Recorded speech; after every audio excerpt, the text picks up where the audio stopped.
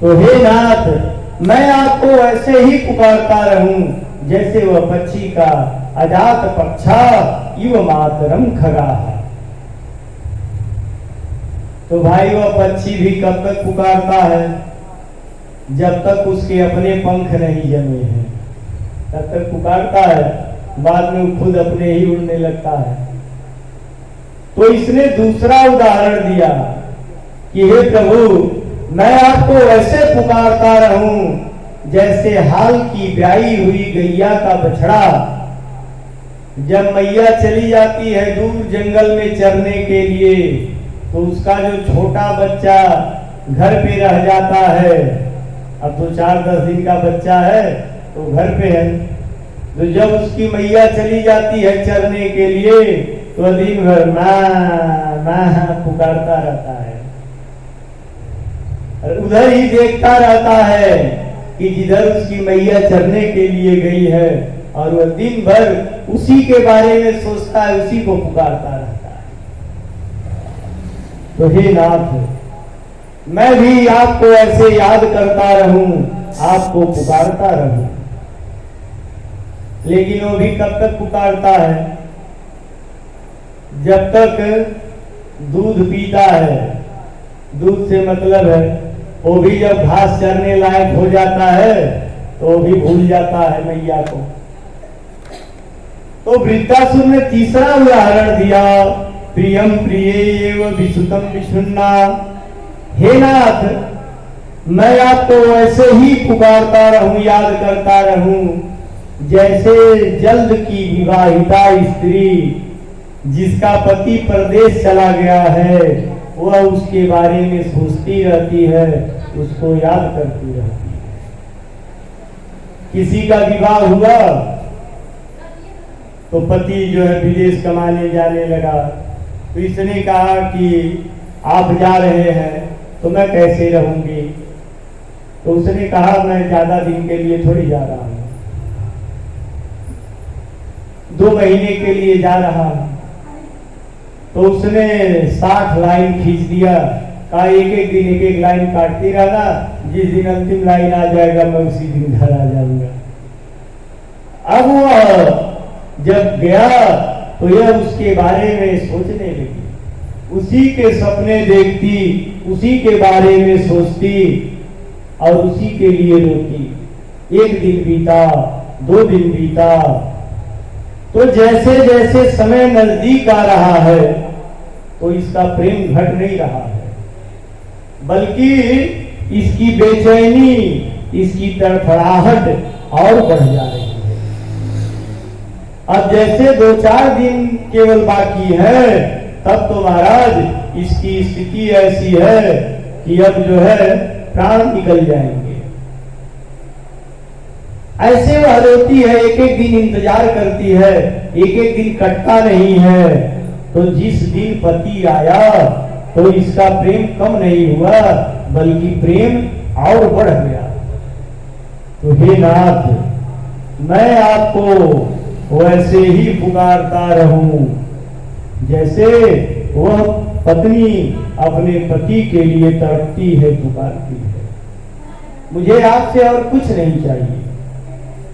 देखिए भगवान का क्या है कि हम जितने लोग हैं सब मतलब के लिए प्रेम करते हैं।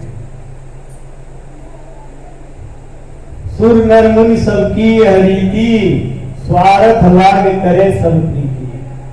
बिना स्वार्थ के कोई किसी से प्रेम नहीं करता है, कोई भी हो। तो महाराज लेकिन भगवान को कौन प्रिय है? भगवान को निष्काम भक्त ज्यादा प्रिय है, जो भगवान से नहीं भगवान से भगवान को चाहता है। कोई कहता है कि हे प्रभु आप कब मिलोगे, कब आपका दर्शन होगा नाथ? सब लोग कहते हैं भगवान कहिया मेरे बेटे नौकरिया लगी, कहिया हमार घरवा बनी, कहिया गड़िया खरीदाई। अगरबत्ती घुमाते रहते हैं, अपना पूरा लिस्ट पढ़ के भगवान को सुनाते रहते हैं। जे पहुंचे कोई ये नहीं कहता है कि हे नाथ कब दर्शन दोगे, कब आप मिलोगे, कोई कहता है? तो भगवान भी कहते हैं कि तुमको हमसे चाहिए तो ले लो, क्योंकि भगवान कल्पतरु है। वे अपने भक्तों की इच्छाओं को पूर्ण करते हैं, लेकिन वह खुद नहीं मिलते हैं। आप लोग गीता वाटिका गए हैं? गोरखपुर गीता वाटिका देखे हैं? गीता वाटिका राधा बाबा की तपोस्थली है। वहां पे राधा बाबा की समाधि बनी हुई है। राधा बाबा भगवत प्राप्त संत थे।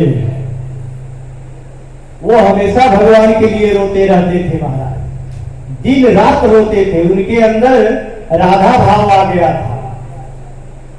जैसे राधा भगवान के लिए तड़पती थी, रोती थी, भले ही भगवान नहीं मिले, 100 वर्षों का वियोग हुआ, फिर भी वह उनके प्रेम में, उनके याद में, उनके वियोग में जो है पड़ी रहती थी। तो राधा बाबा इतने अच्छे संत थे कि महाराज वह भगवान के लिए हमेशा रोते रहते थे। हम लोगों को कहते हैं कि अरे देखो यह मूर्ख, कितने जीव कितने मूर्ख हैं। भगवान इतने दयालु हैं, इतने कृपालु हैं कि वह मिलने के लिए वो बेचैन है, लेकिन हम लोग कभी चाहते ही नहीं कि वो हमसे मिले। हम तो बस उनसे धन चाहते हैं। एक बार एक राजा बनारस के तरफ चले गए, तो वहां युद्ध लड़ना था। तो वहां राजा को कई दिन रुकना हुआ। तो राजा की 3 रानियां थीं। तो सभी रानियों ने राजा के लिए पत्र लिखा।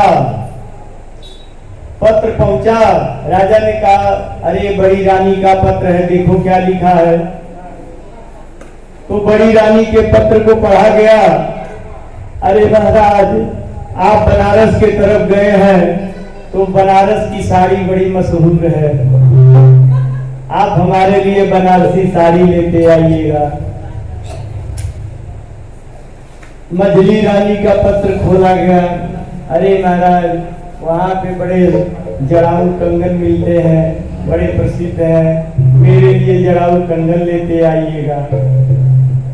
छोटी रानी का पत्र खोला गया तो छोटी रानी का पत्र खाली था। उसमें केवल लाल रंग से सा लिखा हुआ था, सबे आ का मात्रा सा। तो सब लोगों ने कहा भाई छोटी रानी को का कोई डिमांड नहीं आया, पत्र खाली है, लेकिन ये सा का क्या मतलब है? तो होशियार मंत्रियों ने देखा तो कहा लाल से सा लिखा है, तो दोनों को जोड़ा जाए तो हो गया लाल सा। उस रानी का कहने का अर्थ था कि मुझे आपसे कुछ नहीं चाहिए, मुझे आपकी लालसा है कि आप जल्दी से आ जाइए। राजा प्रसन्न हो गए। राजा जब घर गए तो साड़ी भिजवा दिया बड़ी रानी के कक्ष में, लो पहनो साड़ी। अपना चूड़ी कंगन भिजवा दिया मझली रानी के कक्ष में, पहनो। और अपने खुद छोटी रानी के कक्ष में चले गए। तो भगवान से आप जो चाहोगे वह सब देंगे, लेकिन खुद नहीं मिलेंगे। हम कभी चाहते भी नहीं। हम लोग एक बार स्वामी रामकृष्ण परमहंस के पास, जो स्वामी विवेकानंद जी के गुरु हैं, उनके बारे में तो काली जी के इतने भक्त थे कि साक्षात काली माता उनके साथ रहती थी, अपने हाथों से उनको भोजन कराती थी, हमेशा उनके साथ रहती थी। एक बार वो नदी में स्नान कर रहे थे तो कलकत्ता के एक भक्त आए, इनसे मिलने कहे महाराज हमने सुना है कि काली माता आपके साथ रहती हैं, हमेशा मिलती हैं, बताइए मुझे भी भगवान का दर्शन करना है। तो स्वामी रामकृष्ण परमहंस ने कहा, उसका सर पकड़ के उस व्यक्ति का नदी के अंदर डुबा दिया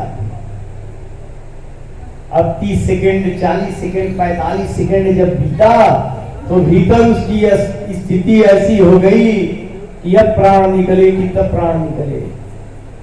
तब जाके बाहर